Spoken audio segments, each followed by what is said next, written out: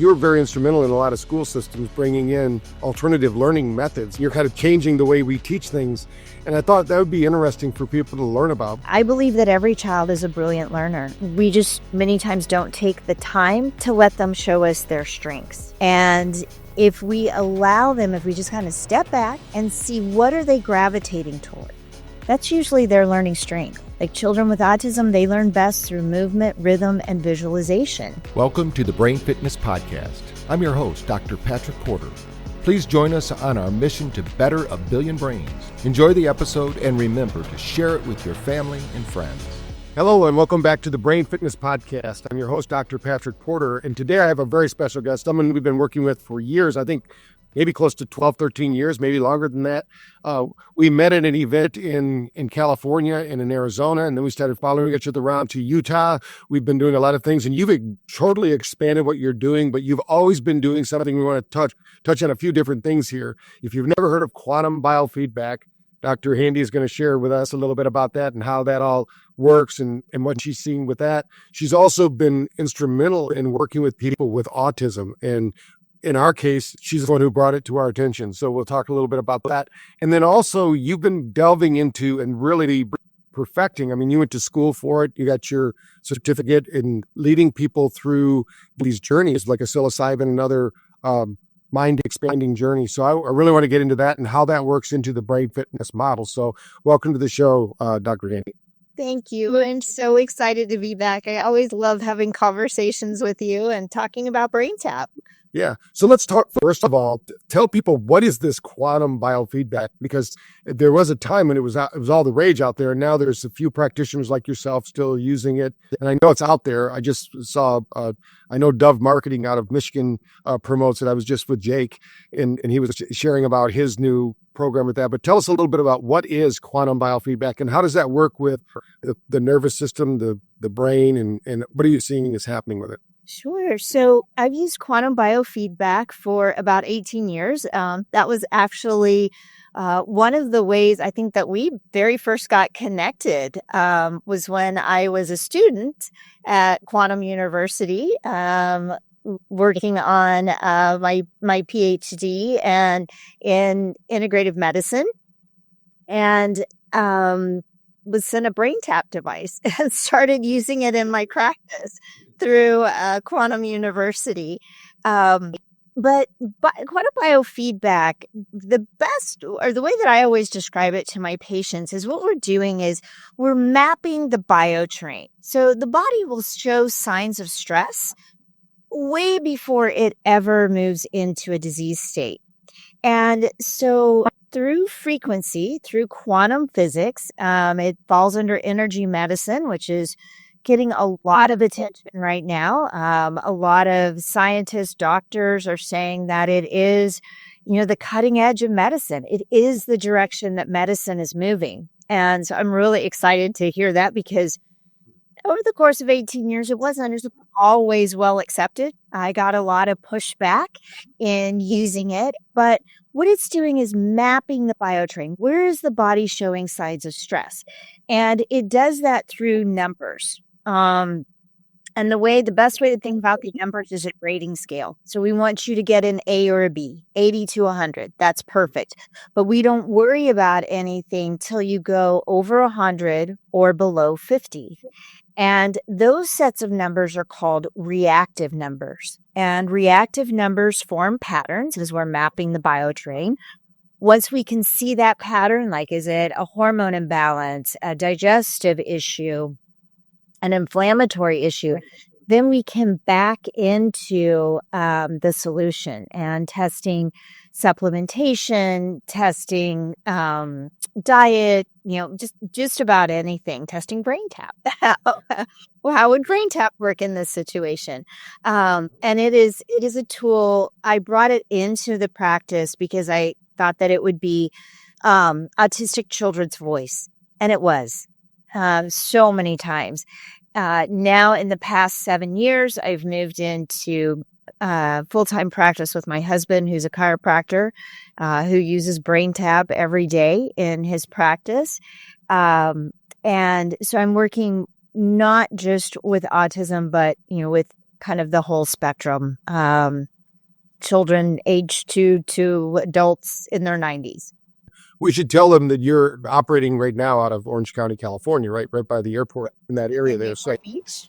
Yes. we'll make sure we put all of her contact information. If you're in the area and you want to reach out to her or Dr. Jim Handy to get some chiropractic care. I know he's awesome. When I go to California, I always try to get in there and have him work on us. And Cynthia does too. She loves the work he does.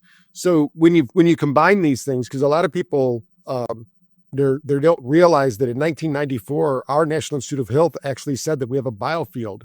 We have a field of energy around us. And they actually said that the illness starts in the field. Now, this is our own NIH. Now, nobody really knows about that because they buried it in their website. But I like to tell people this isn't some new thing.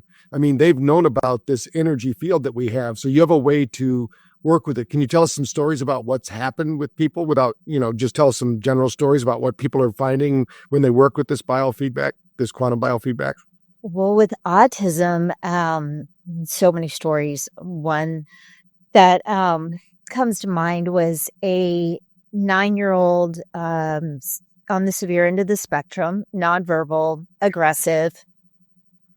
And, in autism, as parents, we'll do anything for our children, right? And, the treatment in autism is not inexpensive. And this parent, she didn't have the money to spend on $4,000 on a treatment that she was doing for her son. And she came in on Monday morning so upset after 3 weeks of this treatment. She was like, he's worse than he's ever been. I just wasted, the last little bit of money that I had.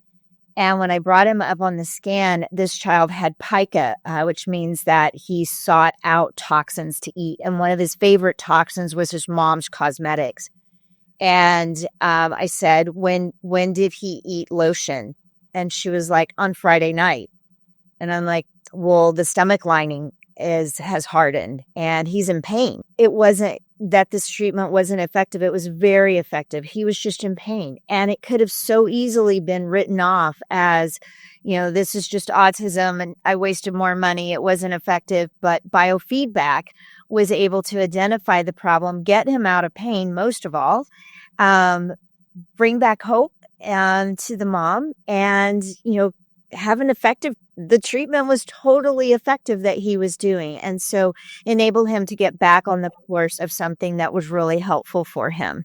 I just recently had a 61-year-old patient, bizarre things that happened from a hospitalization. He went in with constipation and is now with 17 inches of his colon removed, has lost his vision, they want to amputate his foot, and he's on dialysis. So when I went into biofeedback and did some backing into just where the body was showing inflammation in the kidney as one of the greatest places, sure enough, came up with spike protein as one of the top 4 reasons that this inflammatory cascade was happening.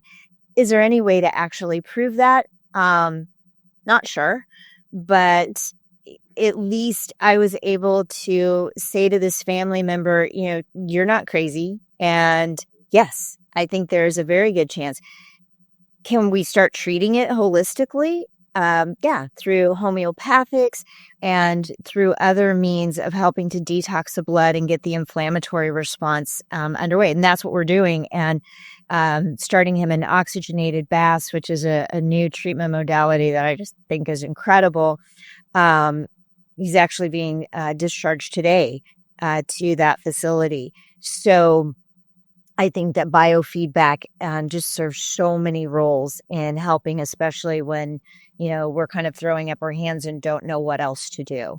Yeah. Let's clarify for people, because a lot of people think biofeedback's when you make your hands warm or, to get rid of headaches, or you work on your respiration, and there's different ways you can use biofeedback. We're talking about a digital brand of it. I mean, it actually scans their field.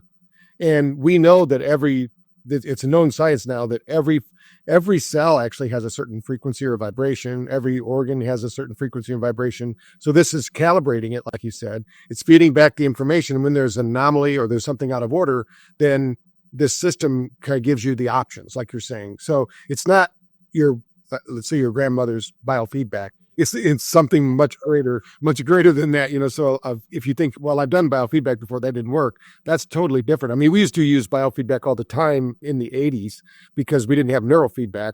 We didn't have those kind of things. And now of course, we didn't have computers. So we didn't have these quantum biocomputers that actually can measure the body. And it's something that, I think that there are people out there, we've met them in India, that they can actually do this themselves. It's like really bizarre. They have this capacity to read the biofield, and they tell people what's going on. So and they've studied these people, and they realize there's some science to that. I mean, they're doing a lot of work at the Ames Institutes to show that our brain, we're always scanning everyone. We don't realize it, but when we meet somebody, we're scanning their field, they're scanning ours. And there's this, that's why when maybe we like somebody, maybe we don't, but it's coming from these frequencies. Now, because this is something they actually have to come in and use the equipment, we're going to put that information down in the notes. And anybody that has some of these bizarre kind of things that other people can't treat. We used to go to the conferences with the quantum biofeedback, and just incredible stories, people coming out with, certain things that are happening because the field, depending upon how sensitive you are, there are people out there right now that are so sensitive to like EMF. Do you ever find that that's a problem? And do you have some solutions for that people have? Or all the time? We'll see the suppression of the immune system. And when tracing it back, a lot of times it will come up from sensitivities, overexposure to EMF. So there's certain companies that I feel are legit companies, and will use their devices to help block the EMFs. I've even had patients have their home scanned, because so many times we blame screens, and it can be any electrical device. In our family, it was a sleep number, the motor of a sleep number bed that was causing the problem. Oh, wow.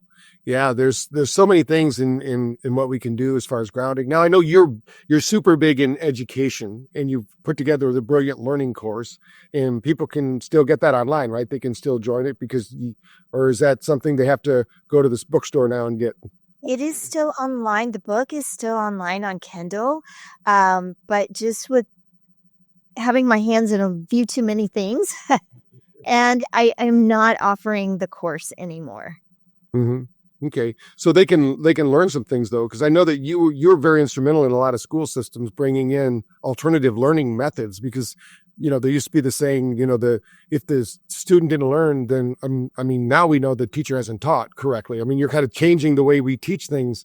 And I thought that would be interesting for people to learn about, because that's kind of what we do with BrainTap, is we teach them an alternative way of learning instead of going through all the trials and tribulations. And I know that when you're working with parents, or you're working with school systems, and you're teaching them how to train people, there's a certain methodology with these people. And you told me a story a long time ago about one of the kids you were working with, that you could actually fluff fan like a newsletter or a magazine, and they knew every page.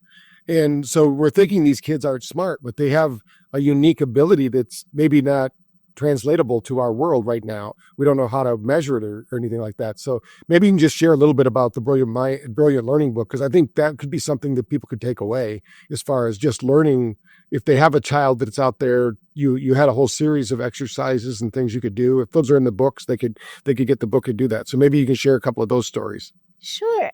So the philosophy that I always used, I worked mainly with children. Well, I worked with children with all sort of learning disabilities. My passion was working in autism, on the severe end of the spectrum, as I mentioned. And I believe that every child is a brilliant learner. We just many times don't take the time to let them show us their strengths. And if we allow them, if we just kind of step back and see what are they gravitating toward, that's usually their learning strength. Like children with autism, they learn best through movement, rhythm, and visualization. that's, when I first started teaching this, it was like, no, that's not the way the classroom's going to run. Now we have screens all over the classroom. Children are learning through YouTube. That is movement, rhythm, and visualization. We are seeing now, because of our use of screens and video, and we want information fast, that the motor cortex is getting bigger, than when you and I were in school, and the way that we were learning from textbooks.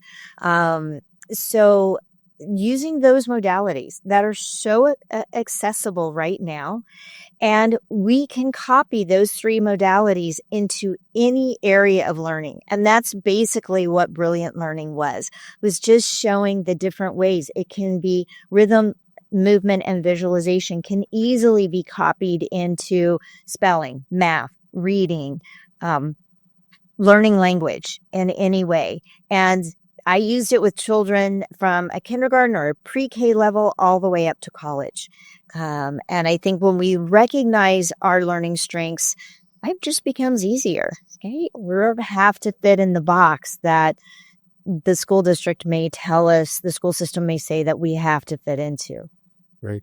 I know in your journey, you're always looking for ways to create what's now known as neuroplasticity, how to expand the brain and the consciousness of what we're doing.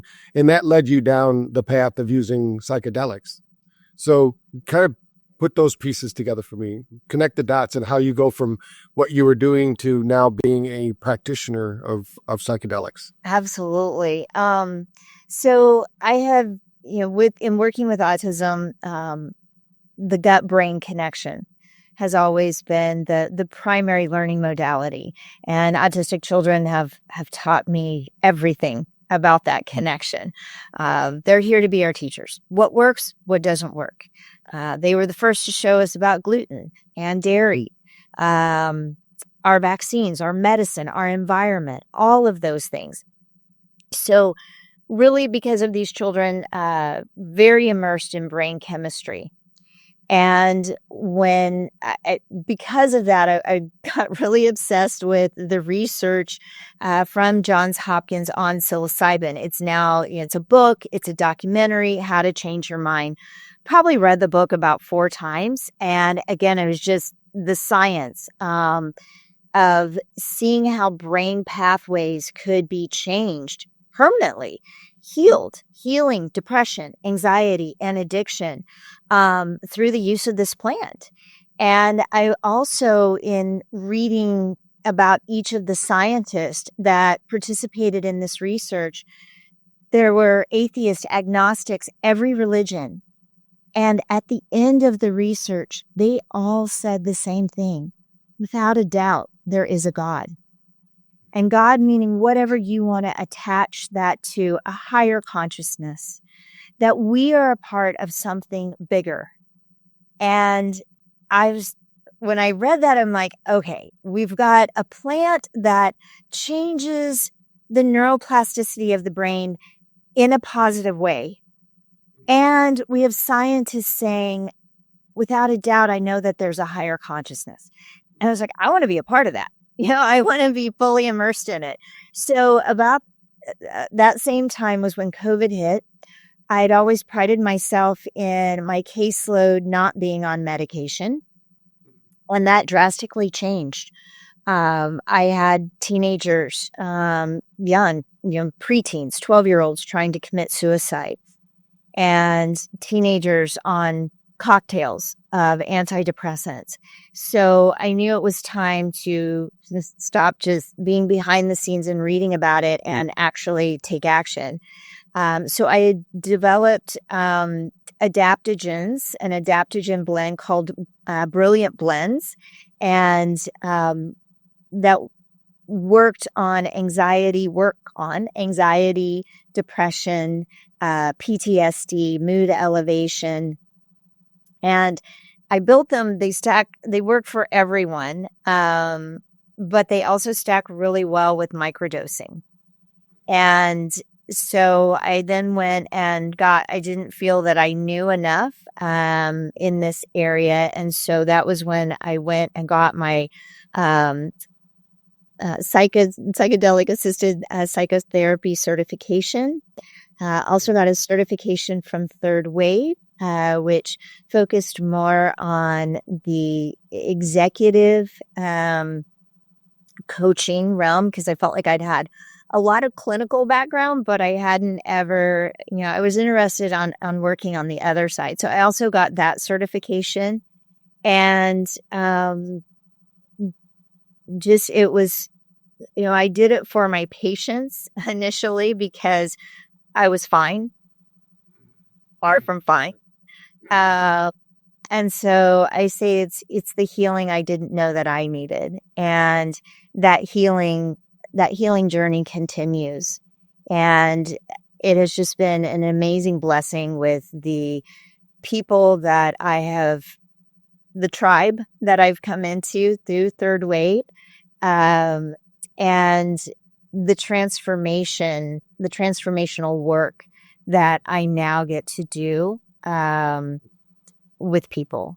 And it's, What are you finding is the transformation? What's happening like with these executives, or the like the suicidal ideations and things like that? What's happening when they start doing these, this is psilocybin and things? I started off with psilocybin, but what I'm working most with now is low dose 5-MeO DMT, and using a titrated approach.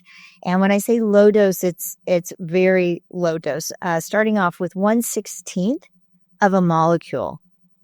So even less than a microdose. And again, then titrating in. So what it allows is the person to really be in control. Instead of saying, why don't you go take 3 grams of mushrooms? I'm not sure what's going to happen, but I'm sure it's going to be fine. This, with DMT, it peaks at 5 minutes. It's out of the body in 15, completely gone in 30, and untraceable in 3 hours. And so the person is able to really step into what's comfortable for them. So checking in with your nervous system, do you want to increase, decrease, or glide? And them giving the feedback on where they are. And then that's combined with internal family systems, IFS, which is Dick Swartz developed that in the 80s. It's now a world-renowned psychological approach. And it really enabled me to achieve what I wanted to do the most. I mean, you can go to anybody and take mushrooms. It was important for me to have the spiritual peace. I call it coming home, and recognizing that we are part of a bigger consciousness. And what does that mean on a daily basis? And we talk about integration, which is so important when working with medicine, when working with psychedelics.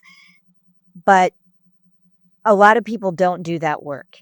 And so this enabled me to be able to introduce that coming home, have a very structured plan of how are we going to have that conversation with those parts, and enabling those parts that may annoy us, that we want to get rid of, that we want to quiet, to shift back into who they really are. We're all created in the image of God. And that means that we are loving beings. And those parts, even if you're like, well, how can this addictive part, how can this angry part be a loving part? Well, that part was created out of protection. Usually they were created during childhood, very young in childhood. And it was created for a reason. And it's many times a very loyal part, shows up every day, multiple times a day, doing what it was created to do. And so instead of pushing it away, allowing that love, that parenting of that part so that it can shift back into who it was originally meant to be, a loving part. And so we say that there are no bad parts. Right? They all serve a purpose. And most of all, where do we experience the most freedom, the greatest happiness, the greatest peace? When we recognize who we really are, an infinite loving being. And so that's what this work has enabled me to do. And it is the greatest blessing that I've experienced in my career so far. And I've had a lot of wonderful blessings, especially working with autistic children. But, in 20 minutes time, seeing a change, seeing an aha moment, giving a person tools that they can walk away with and continue doing the work, because that's where the devotion really is, right? It's not about taking this magic pill or this magic medicine. It's not. That's just opening the pathway. That's just allowing you to see who you really are. The work and the devotion comes in then maintaining that and going deeper in knowing myself. Mm-hmm. So in your practice, do people come in to California to do that, or do they go to somewhere else to do that? How do you administer this program? So it is done in a meditative state, and just in certain guidelines, in stepping that person through that conversation. And that's what we start with parts. And then going on and doing the low dose pens work. Mm-hmm. Okay. Yeah. I know that you know that we have 88 acres here in New Bern. We're going to be building it out for some retreats in that. I know you've done some already. So tell me a little bit about how those retreats work, and do you still operate those, and can people find out more about them? Absolutely. So yes, the retreats, those are set up in certain situations and special situations, and still in small group. No more. I don't like to work with more than 8 people at a time. And they're based on the needs of the individual people. Each person is interviewed. We do a discovery call. We do a full case history, medical history, and the container is created from there. The container is so important. When we say container, that means the set and setting, and the people are part of that set and setting. And so we're specifically, each person's energy contributes to that. And so it's very important how each individual is chosen. So it's not meaning like, oh, we're not going to, you can't be chosen, you're not going to be selected. No, it's just important in looking at who is with who, and in that place. So everything is very, very intentional. From the discovery call, safety is first and foremost for each individual that's in the space.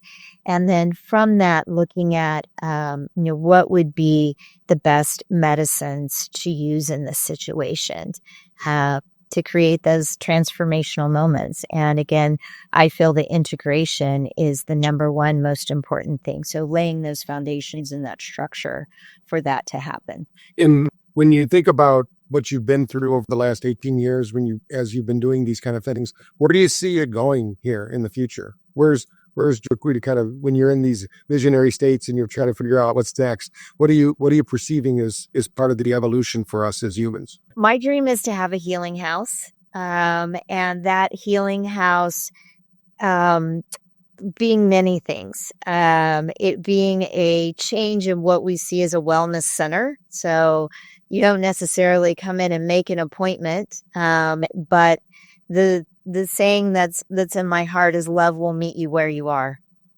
And that house is on land, because land is part of our healing. Nature is part of our healing. And it's important for us to also give back to nature, give that land a voice. And it works both ways. And so it's specifically being a house and not a clinical setting, to create that, again, that container of safety, of love. And then providing many modalities for wellness. My husband, as mentioned, is a chiropractor. The nutritional biofeedback, quantum biofeedback that I use that look at the nutritional modalities, diet, supplementation, creating that path of neural change through psychedelics, using IFS, as I mentioned, and sound bowl healing, of course, BrainTap would be part of that, and yoga, just allowing different practitioners to come and stay at the home, share their talents, and allow people that need that help and that healing to be able and come and be a part of that environment. So that's kind of my big dream. Yeah. When you think about all the people out there that are, I mean, it seems like more people are, having these suicidal thoughts.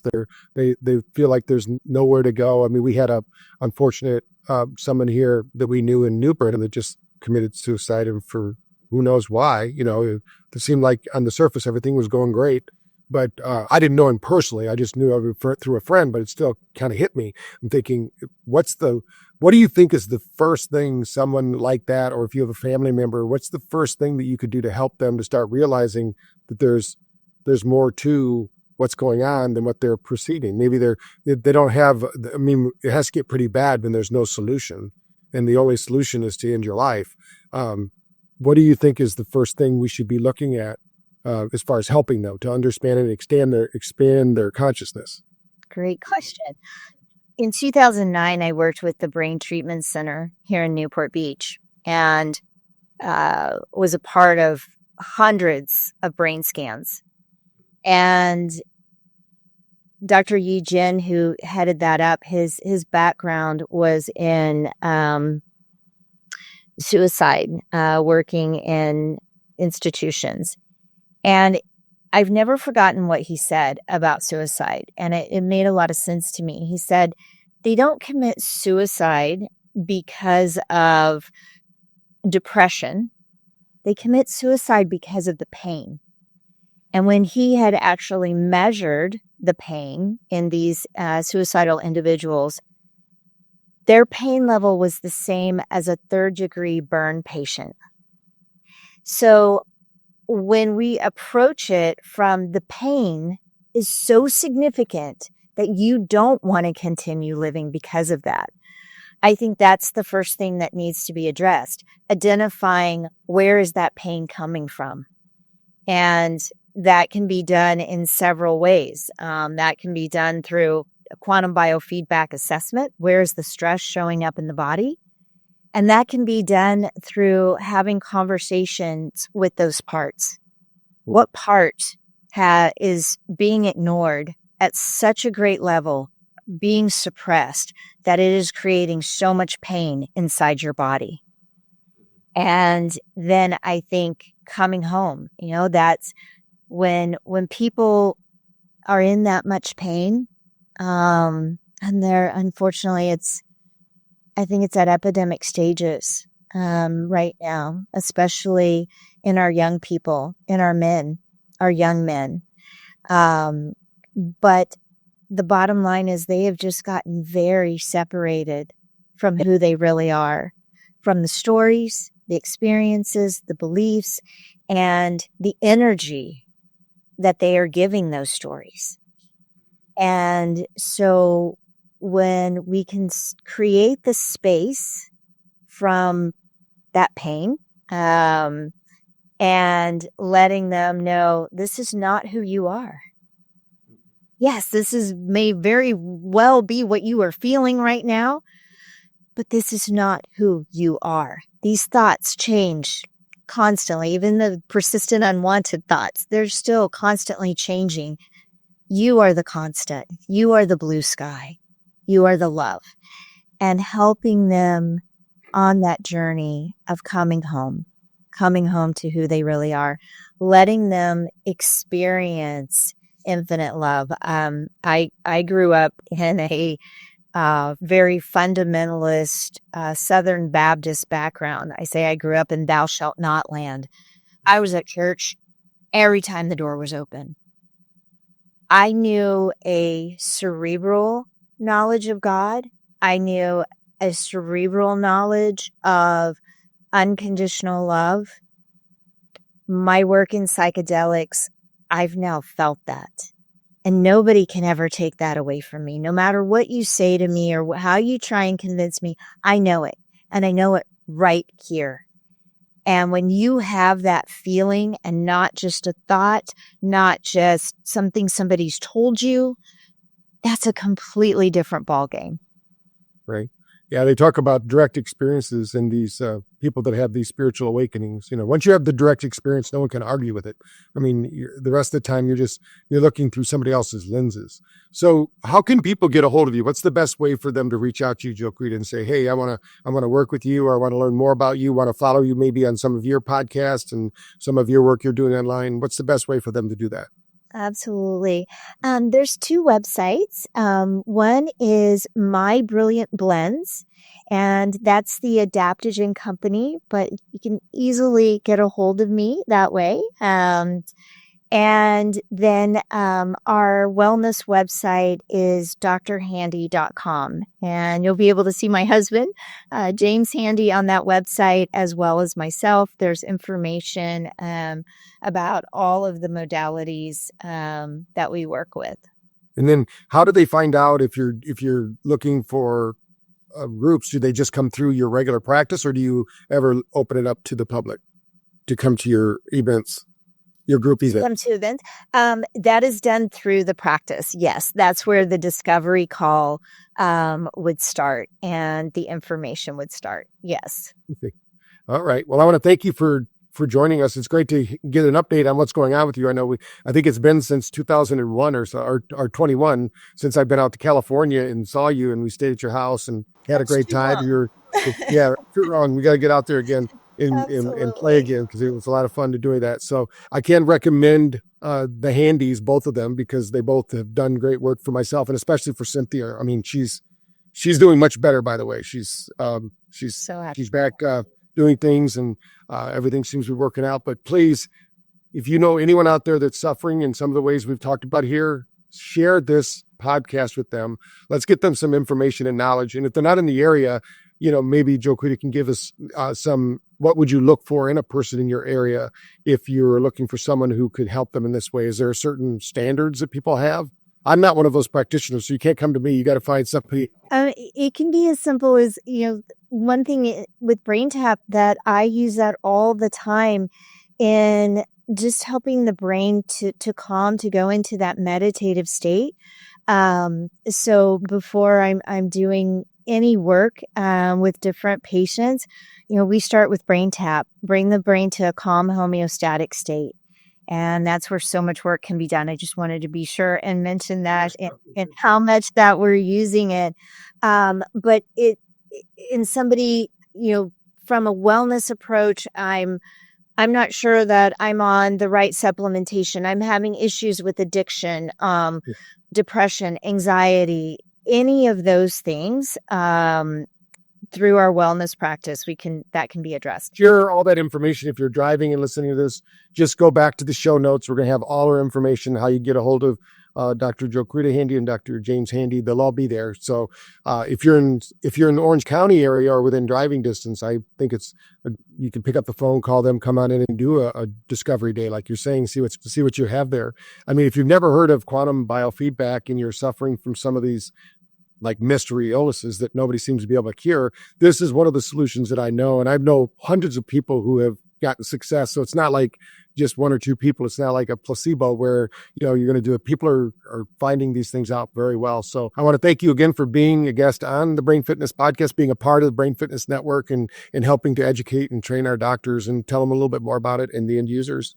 And anything else you want to leave our listeners with before we end the call today? Anybody who is struggling with coming home, knowing who they really are, I'm here and I would love to help you. All right. Well, you've been listening to the Brain Fitness Podcast We do these quite often, usually weekly, if not every other week, to share with you tips and tricks from people out there in the field, not only using BrainTap, but showing how BrainTap is used and integrated with all other wellness tools that are out there that help people, like you said, downregulate the nervous system, get the brain and body to work in coordination, and start to live the happiest and best life now. So please like and share this video. I'll see you until next time. Let's keep bettering a billion brains. And right now, it's your brain because you're listening. Thank you. Thank you for joining us on our mission to better a billion brains. Follow at Dr. Patrick Porter on social media for updates, and remember to practice brain fitness every day.